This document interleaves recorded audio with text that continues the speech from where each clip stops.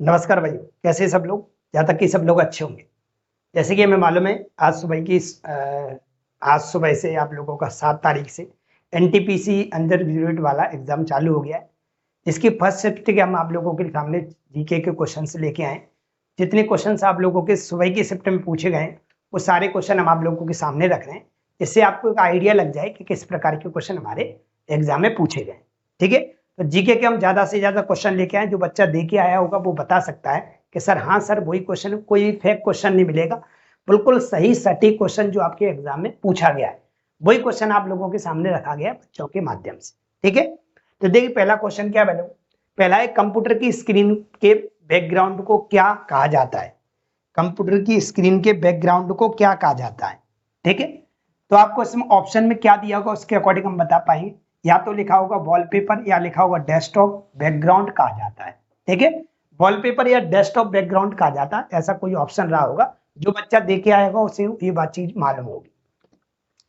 अगला सवाल पहले 1947 से 1991 तक भारत की अर्थव्यवस्था मुख्यतः किस पर निर्भर थी।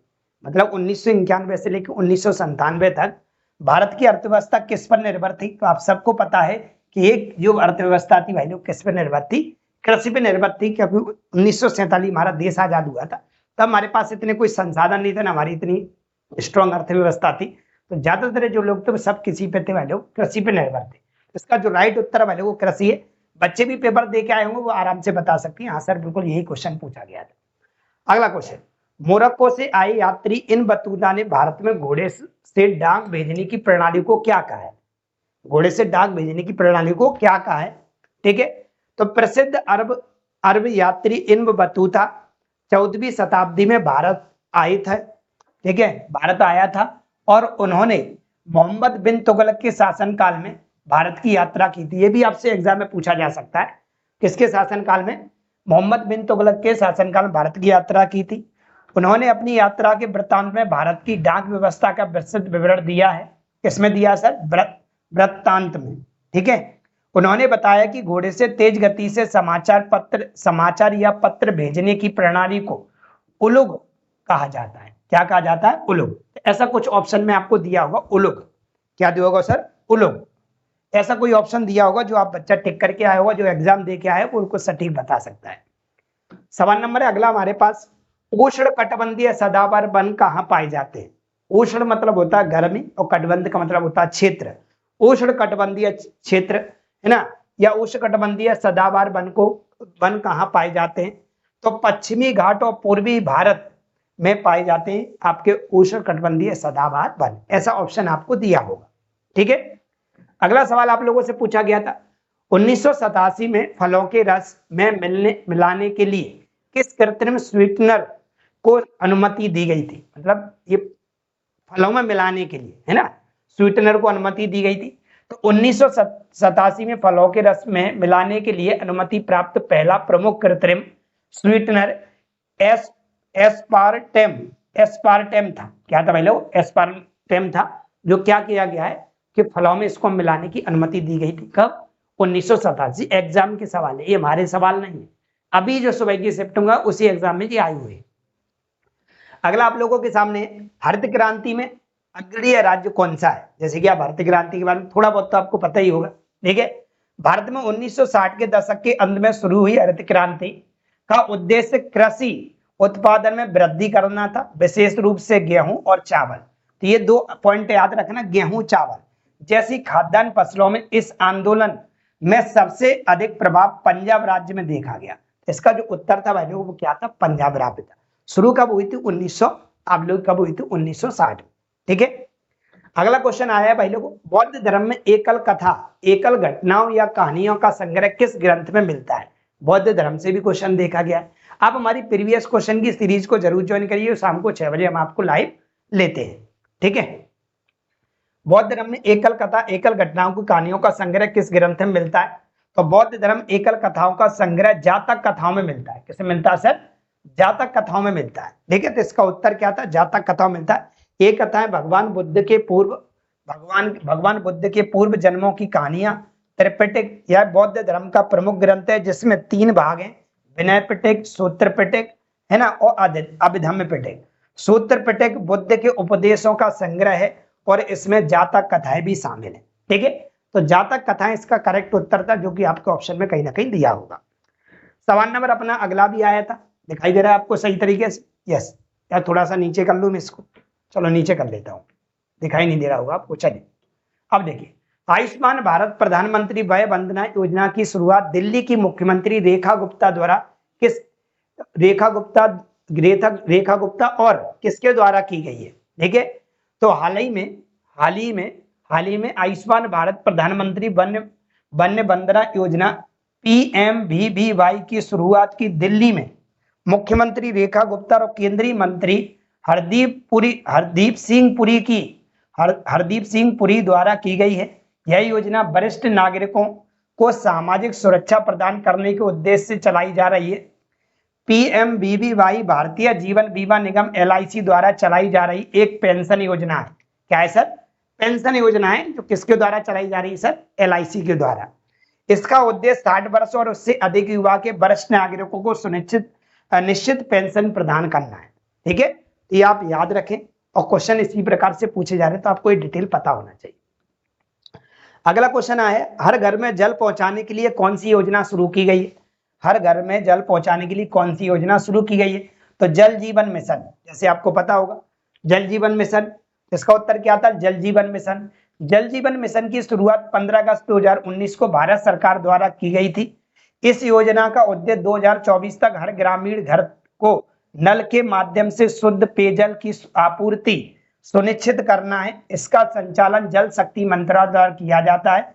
यह मिशन जल की गुणवत्ता, संरक्षण और प्रबंधन को बढ़ावा देता है। ठीक है, तो जल जीवन मिशन इसका करेक्ट उत्तर था, जो आपके ऑप्शन में दिया होगा।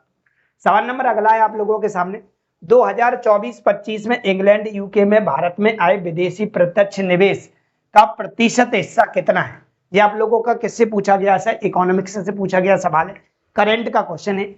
वित्त वर्ष 2024 से 25 में भारत को कुल 81.04 अरब डॉलर FDI प्राप्त हुई है। इसमें से यूके से प्राप्त निवेश मात्र 795 मिलियन डॉलर था। कितना था सर? 795 million dollar.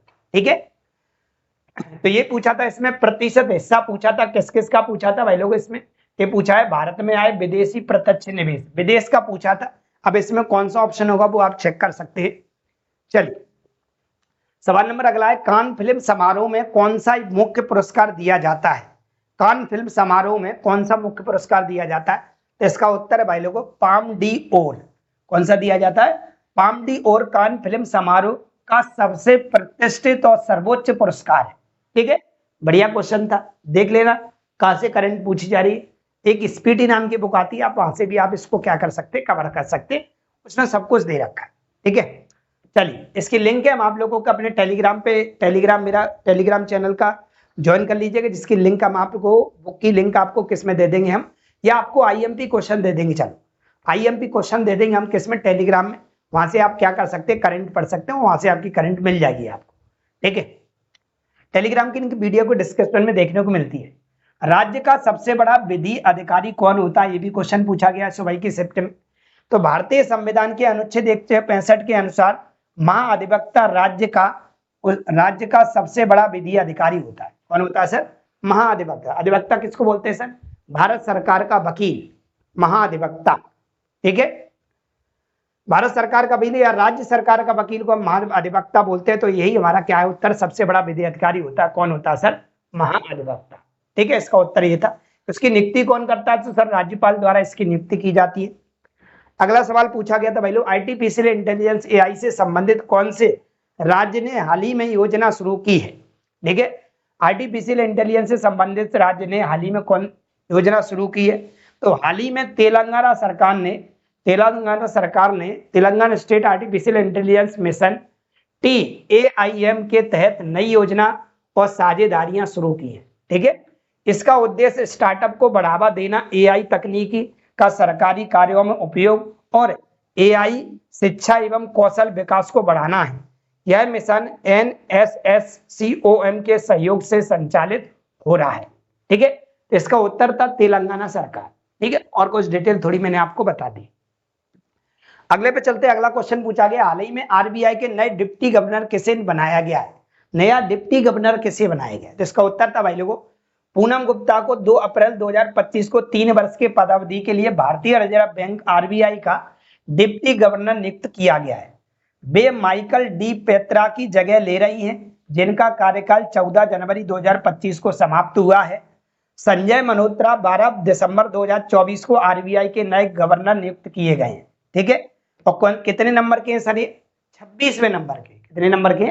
26वें नंबर के। ठीक है, अगले क्वेश्चन पे चलते हैं भाई लोग।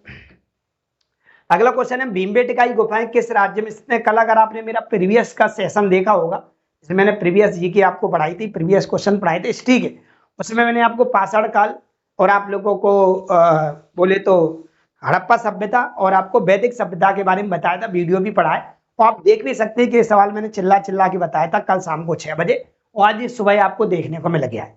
3 ही क्वेश्चन बताए थे, पूछा गया था भीमबेटका की गुफाएं कहां पर मिलती, किस राज्य में मिलती? मध्य प्रदेश से मिलती है। मध्य प्रदेश के किस जिले में मिलती? तो रायसेन में मिलती है। ठीक है, और रायसेन में भी अगर हम बात करें तो किसके लिए जाना है, इसकी खोज किसने की? तो वाकड़कर ने इसकी खोज की थी। 57 से 58 में इसकी खोज की गई थी, 1957 से 58 में, ऐसी कुछ डिटेल हमने दी थी। तो यही पूछा हुआ भीमबेटका की गुफाएं किस राज्य में स्थित है? तो बच्चा बता सकता है सर कहां पर है? मध्य प्रदेश में मिलती है। ठीक है, इसे 2003 में यूनेस्को की सूची में से शामिल कर दिया गया है। चलते हैं आगे, अगला क्वेश्चन क्या पूछा गया सर? अगला क्वेश्चन पूछा गया, डिटर्जेंट पाउडर में किस अम्ल का उपयोग किया जाता है? डिटर्जेंट पाउडर मतलब जो आप सर्फ का यूज करते हैं कपड़ा धोने में, उसकी बात हो रही है। तो डिटर्जेंट पाउडर में किस अम्ल का प्रयोग किया जाता है? तो डिटर्जेंट पाउडर में के निर्माण में सल्फ्यूरिक एसिड का उपयोग किया जाता है, सल्फ्यूरिक अम्ल का उपयोग किया जाता है। ठीक है, एक क्वेश्चन और बन सकता है, डिटर्जेंट पाउडर में कौन सा प्रमुख रसायन है मौजूद होता है? तो उत्तर होगा सोडियम कार्बोनेट। क्या होता है सर? सोडियम कार्बोनेट इसमें रसायन होता है, और इसमें जो प्रयोग किया जाता है वो कौन सा एसिड होता है? तो सर वो बनता है सल्फ्यूरिक एसिड। क्या होता है? इसका सल्फ्यूरिक एसिड बिल्कुल करेक्ट उत्तर था। चलते अगले सवाल पे, भारत का कौन सा राज्य अपनी चाय के लिए सबसे प्रसिद्ध है? तो ये बच्चा लगा के आया होगा भाई लोगों, भारत का कौन सा राज्य चाय के लिए प्रसिद्ध है? उसका करेक्ट उत्तर क्या था? असम था।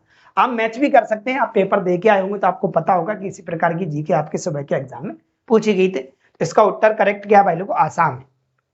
अगले सवाल पे चलते हैं, भारत की सबसे बड़ी प्रतिमा कौन सी है? भारत की सबसे बड़ी प्रतिमा कौन सी है? बच्चे को शायद पता होगा। ठीक है, सरदार वल्लभ भाई पटेल। ठीक है, गुजरात में 182 मीटर स्टैच्यू ऑफ यूनिटी, आपने सुना ही होगा। ठीक है, स्टैच्यू ऑफ यूनिटी गुजरात में, यह सरदार वल्लभ भाई पटेल की प्रतिमा है जिसकी ऊंचाई 182 मीटर है या 597 फीट है। यह गुजरात के केवड़िया नर्मदा जिले में स्थित है। ठीक है, और इसका उद्घाटन 31 अक्टूबर 2018 को नरेंद्र मोदी जी द्वारा किया गया था। ठीक है, इतनी जानकारी आपको पता होनी चाहिए। अगला सवाल है आप लोगों के लिए, 61वां संविधान संशोधन किससे संबंधित है? 61वां संविधान संशोधन तो आप सारी याद कर लीजिएगा। 106 संविधान संशोधन हो चुके हैं अभी तक, 106 के 6 आप लोग याद कर लीजिएगा। अगर आप चाहें तो कल में से एक पूरे का पूरे संविधान संशोधन की पूरी पीडीएफ आपके सामने ले आऊंगा, शुरू से लेके एंड तक जितने भी संविधान संशोधन है, और एक ही वीडियो में आपको मुश्किल से 20 मिनट की वीडियो में सारे संविधान संशोधन वो ट्रिक के साथ आपको याद करा सकता हूँ, और आप अच्छे से आके एग्जाम में उसे धुआं कर सकते हैं। ठीक है, चलिए, तो 61वां संविधान संशोधन किससे संबंधित है? 61वां संविधान संशोधन अधिनियम 1988 के तहत लोकसभा राज्य विधानसभाओं के लिए मतदाता की आयु 21 वर्ष से घटाकर 18 वर्ष कर दी गई। यह संशोधन अनुच्छेद 326 में बदलाव कर लाया गया था। इसका उद्देश्य अधिक युवाओं को लोकतांत्रिक प्रक्रिया में शामिल करना था। यह संशोधन 1989 में लागू हुआ था। कब हुआ था सर? 1989 में लागू हुआ था। ठीक है, तो ये किससे संबंधित है? तो 21 वर्ष से घटाकर 18 वर्ष कर दी गई, ऐसा कुछ ऑप्शन आपको दिया होगा। चलिए, सवाल नंबर अगला है, अनुच्छेद 48 किससे संबंधित है? अनुच्छेद 48 आपको पता होगा 12 से लेके 35 तक आप लोगों को क्या देखने को मिलते हैं, और 36 से लेके 51 तक आपको क्या देखने को मिलते हैं। ठीक है, आप देखते होंगे भाई लोग, 1 से लेके 5 तक की बात करें, फिर 5 से लेके 11 तक बात करें, 1 से लेके 5 तक हमें राज्यों के बारे में जानकारी मिलती है, 5 से 11 तक हमें नागरिकता के बारे में मिलती है ना, और 12 से 35 तक हमें मौलिक अधिकारों के बारे में जानकारी मिलती है, और 36 से लेके 51 तक हमें क्या देखने को मिलता है, मौलिक कर्तव्यों के बारे में जानकारी मिलती है। तो ये 36 से 51 के बीच में ही देखने को मिल रहा है, तो कहीं ना कहीं मौलिक कर्तव्य से रिलेटेड होगा ही। तो ये लिखा है अनुच्छेद 48 को 42वें संविधान संशोधन अधिनियम 1976 के तहत जोड़ा गया था। इसे हम लघु संविधान भी कहते हैं, हम 42वें संविधान संशोधन को जोड़ा गया था। इसके अंतर्गत राज्य का यह कर्तव्य है कि वह पर्यावरण, वन और वन्य जीवों की रक्षा और सुरक्षा सुनिश्चित करे। यह राज्य के नीति निर्देशक तत्व, direct principle of state policy का हिस्सा है। ठीक है सर, तो ये किससे रिलेटेड है भाई लोगों, ये आप लोगों का मौलिक कर्तव्य से रिलेटेड है। अगर आप चाहेंगे तो मैं आप लोगों को सारे के सारे अनुच्छेद भी याद करा सकते हैं, पूरे 395 के 395। ठीक है, चलिए कमेंट में लिखिएगा तो मैं आपके सामने वीडियो लेके आऊंगा। 38वें राष्ट्रीय खेलों का आयोजन किस स्थान पर किया गया है? 38वें राष्ट्रीय खेलों का आयोजन किस स्थान पर किया गया, करंट का क्वेश्चन है। तो 28 जनवरी से 14 फरवरी 2025 तक उत्तराखंड के 8 जिलों के 11 शहरों में आयोजित किया गया है। तो इसका उत्तर भाई लोगों था, भाई लोग उत्तराखंड। क्या था? उत्तराखंड।